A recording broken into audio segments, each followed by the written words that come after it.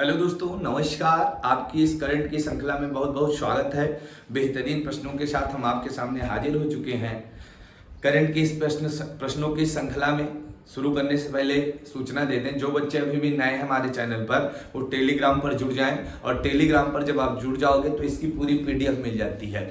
कम समय में अति महत्वपूर्ण प्रश्नों को चर्चा करते हैं, करंट प्लस स्टैटिक दोनों की चर्चा करते हैं। तो सभी बच्चे ज्यादा से ज्यादा वीडियो को शेयर करें, लाइक करें, जुड़ते रहें। चलते भैया, पहला प्रश्न आपके सामने आ चुका है। पेपर के लिए इंपॉर्टेंट जो है, कह रहा है दौलताबाद। आपने नाम सुना होगा दौलताबाद का। दौलताबाद किला है भैया, कहां पर है? महाराष्ट्र में। इसका नाम बदला जा रहा है बच्चा। भारत में केवल नाम बदलने की परंपराएं ज्यादा होती हैं। दौलताबाद किले का नाम बदला जा रहा है। ये दौलताबाद किला कहां पर है? महाराष्ट्र में है, और इसका नाम रखा गया देवगिरी का किला। क्या रखा गया? देवगिरी का किला।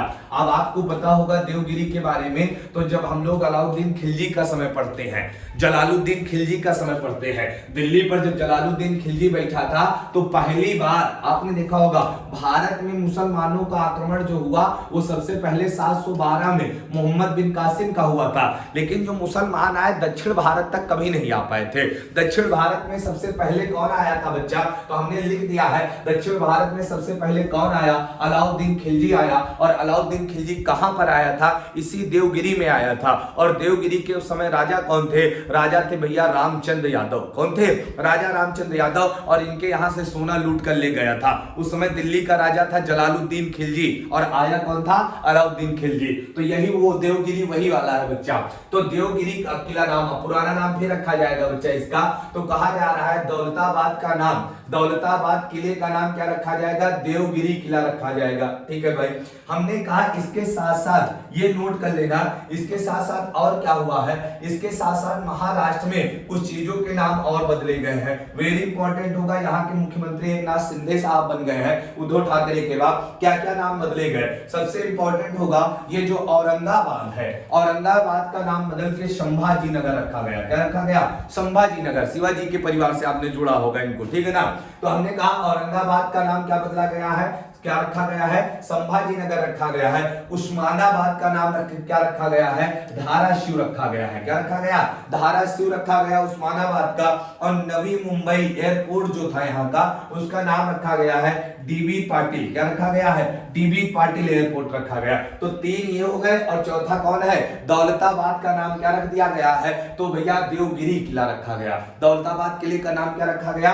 देवगिरी किला रखा गया। और कहा गया है जो दही हांडी खेल होता है उसको खेल का दर्जा दिया जाए। कहां पर? महाराष्ट्र में। दही हांडी जो खेल होता है उसको खेल का दर्जा दिया जाए। ये सब बातें यहीं पर हुई हैं। और यहाँ के मुख्यमंत्री कौन है बच्चा? एकनाथ शिंदे साहब है। और राज्यपाल कौन है? भगत सिंह कोश्यारी है। कौन है? भगत सिंह कोश्यारी है बच्चा। ये पूरी डिटेल में पीडीएफ आपको मिल जाएगी टेलीग्राम में। टेलीग्राम चैनल का नाम है बीरू सर जीएस क्लासेस के नाम से है। चलते हैं अगले प्रश्न की ओर, देखते हैं। ये प्रश्न वेरी इंपॉर्टेंट था आपके लिए। अगला प्रश्न क्या कह रहा है भाई? अगला प्रश्न कह रहा है, देखो बड़ा इंपॉर्टेंट प्रश्न है, आपको पता होगा। जैसे भारत में नीति आयोग, सबसे पहले आपने देखा होगा भारत में एक आया था 15 मार्च। क्या आया था बच्चा? 15 मार्च 1950 को क्या आया था? योजना आयोग। क्या आया था? योजना आयोग। और इसी योजना आयोग ने 12 पंचवर्षीय योजनाएं भारत में चलाई। लेकिन मोदी जी की जब सरकार बनी तो इन्होंने क्या किया? 2015 में योजना आयोग को समाप्त करके एक नया नाम दे दिया गया। उसी का नाम क्या था? नीति आयोग। तो नीति आयोग किसकी जगह में आया था? योजना आयोग की जगह में आया। नीति आयोग भैया किसकी जगह में आया? योजना आयोग। तो नीति आयोग क्या करता है? भारत में केवल थिंक टैंक की भांति काम करता है। मतलब भैया सरकार को ये बताता है कहां पर किस चीज की जरूरत है। ये बताने का कार्य कौन करता है? नीति आयोग करता है बच्चा।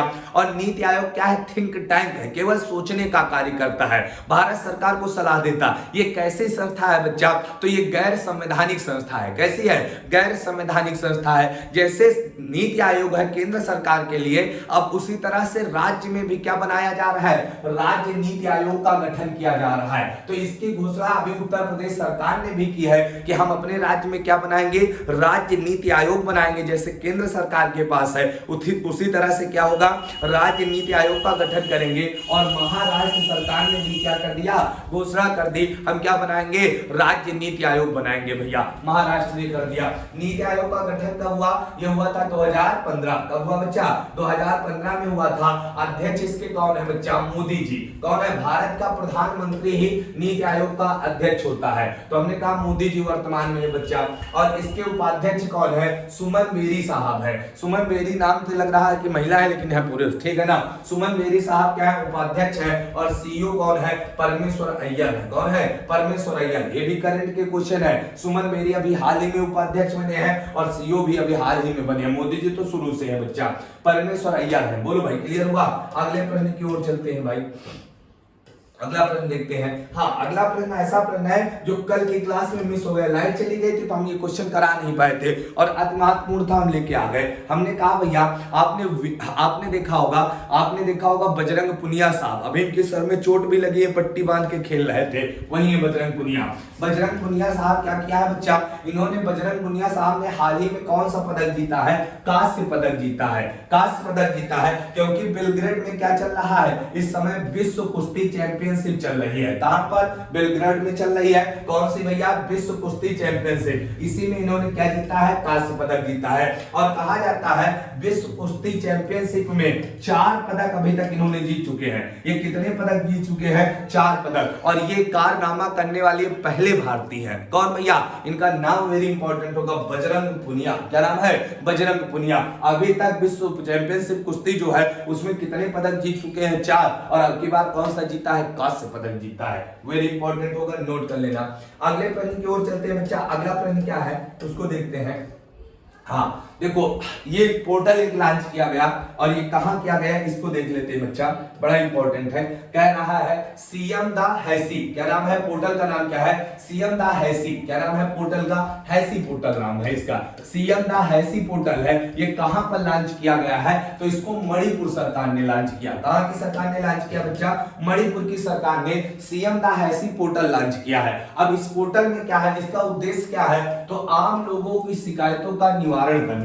जो वहां के नागरिक हैं मणिपुर की, उनकी ऑनलाइन शिकायतें दायर कर सकते हैं। घर बैठे अपनी शिकायत कर दो कि हमको ये समस्या है, सरकार उसका निवारण करेगी। दूसरी सबसे बड़ी बात है इस पोर्टल में कि आप देख सकते हो कि तुम्हारी शिकायत का निवारण किया गया कि नहीं किया गया, उसमें क्या प्रोसेस है, ये भी आप ऑनलाइन माध्यम से चेक कर सकते हो। तो बड़ा अच्छा पोर्टल है जिसका नाम क्या है, सीएम द हैसी पोर्टल। कहां लॉन्च हुआ, मणिपुर सरकार ने। उद्देश्य क्या है, आम लोगों की शिकायतों का निवारण करना। यहाँ के राज्यपाल इस समय का है गणेश, कौन है, गणेशन, ला गणेशन साहब है। और यही इस समय पश्चिम बंगाल के राज्यपाल का कार्यकाल संभाल रहे हैं। ला गणेशन साहब ही संभाल रहे हैं पश्चिम बंगाल का। और यहाँ के मुख्यमंत्री कौन है, तो आपने सुना होगा एन वीरेंद्र सिंह। क्या नाम है, एन वीरेंद्र सिंह इनका नाम है, वीरेंद्र नहीं वीरेंद्र है। क्या नाम है, एन वीरेंद्र सिंह इनका नाम है। और बात क्या है, मणिपुर आप देखते हो मानचित्र में, तो यहाँ पर मणिपुर मिलता है। भारत में आपको पता होगा 8 शास्त्रीय नृत्य हैं और 8 में से एक शास्त्रीय नृत्य आपका कहाँ का है, मणिपुर का है। और यहाँ के शास्त्रीय नृत्य का नाम क्या है बच्चा, मणिपुरी। क्या नाम है, मणिपुरी नाम है। और इसी मणिपुर में एक झील है और इस झील के बारे में कहा जाता है लोकटक झील। क्या कहते हैं, लोकटक झील। और ये कैसा इसका पानी है, मीठा पानी है। कहा जाता है पूर्वोत्तर भारत की सबसे बड़ी मीठे पानी की झील कौन है, लोकटक झील है। और इसी लोकटक झील में भारत नहीं पूरे विश्व का, यहां पर मैंने नोट कर दिया, पूरे विश्व का एकमात्र तैरता हुआ पार्क कौन है, केबुल लामजाओ। कौन है, केबुल लामजाओ तैरता हुआ पार्क है। तैरता हुआ एटीएम कहते तो डल झील पर है, लेकिन तैरता हुआ पार्क कह देगा तो कहां पर है, मणिपुर के कौन सी झील पर, लोकटक झील पर है। पूरे विश्व का एकमात्र तैरता हुआ पार्क। और उसी पार्क में पाया जाता है क्या भैया, फुमड़ी पाई जाती है। और फुमड़ी में हिरन जब इधर से उधर जाता तो फुमड़ी ऐसे हिलती है, तो हिरन ऐसे ऐसे डांस करता। तो एक बार एसएससी ने क्वेश्चन पूछा कि डांसिंग हिरन कहां पाए जाते हैं, तो मणिपुर में पाए जाते हैं। किस पार्क में, केबुल लामजाओ राष्ट्रीय पार्क में। और वहीं पर क्या है, लोकटक झील के अंदर पाया जाता है। बोलो भाई, कंप्लीट हुआ मणिपुर क्लियर हो गया। तो आपने राज्यपाल भी देख लिया, मुख्यमंत्री भी देख लिए। अगला और आज का अंतिम प्रश्न क्या होगा, अंतिम प्रश्न है रेलवे सुरक्षा बल, आरपीएफ का नाम सुने होंगे भैया, है ना, आरपीएफ, है ना, रेलवे सुरक्षा बल, इसी को आरपीएफ कहते हैं। पहला तो क्वेश्चन यही है कि रेलवे जो है, आरपीएफ जो है किस सूची का विषय है, तो यहां से लिख लेना ये राज्य सूची का विषय, वेरी इंपॉर्टेंट है। पुलिस किस सूची का विषय है, राज्य सूची का, और आरपीएफ भी किस सूची का विषय है बच्चा, राज्य सूची का। अभी हाल ही में रेलवे सुरक्षा बल ने अपना स्थापना दिवस मनाया, कब मनाया है, 20 सितंबर को। कब मनाया है, 20 सितंबर के दिन इसका स्थापना दिवस मनाया गया। और बात किया जाए रेलवे की, रेलवे सुरक्षा बल की स्थापना कब हुई, तो 1882। कब हुई, 1882 को स्थापना हुई, और इसको संवैधानिक वैधानिक दर्जा, मतलब वैधानिक दर्जा कब दिया गया, तो वैधानिक दर्जा दिया गया जब देश आजाद हो गया, मतलब 1987 को दिया गया। लेकिन ये सशस्त्र बल का हिस्सा कब बना, तो हिस्सा कब बनता है, तो 20 सितंबर कब बनता है भैया, 1987 को बना। इसीलिए 20 सितंबर ये इंपॉर्टेंट हो जाता है। 20 सितंबर को हम लोग क्या मनाते हैं, स्थापना दिवस मनाते हैं। कुछ स्टैटिक के पॉइंटों पर चर्चा करते हैं। तो वर्तमान में हमने कहा कि देखा जाए भाई रेल मंत्री कौन है, वर्तमान में रेल मंत्री कौन है, तो अश्विनी वैष्णव। कौन है, अश्विनी वैष्णव। कौन है भैया, हाँ अश्विनी वैष्णव रेल मंत्री कौन है, यहां से देख लेना कौन है, अश्विनी वैष्णव साहब है। और बात किया जाए रेलवे बोर्ड के अध्यक्ष कौन है, विनय कुमार त्रिपाठी। कौन है, विनय कुमार त्रिपाठी। इन्हीं को कहीं पर वीके त्रिपाठी के नाम से मिल रहा है। तो ये था भैया आज के महत्वपूर्ण प्रश्नों का कलेक्शन। आपको ये श्रृंखला कैसी लगी कमेंट करके बताएं। पीडीएफ पाने के लिए टेलीग्राम पर जुड़े और डेली 9 बजे लाइव क्लास में ज्यादा से ज्यादा लोग मिले बेहतरीन प्रश्नों के साथ। धन्यवाद।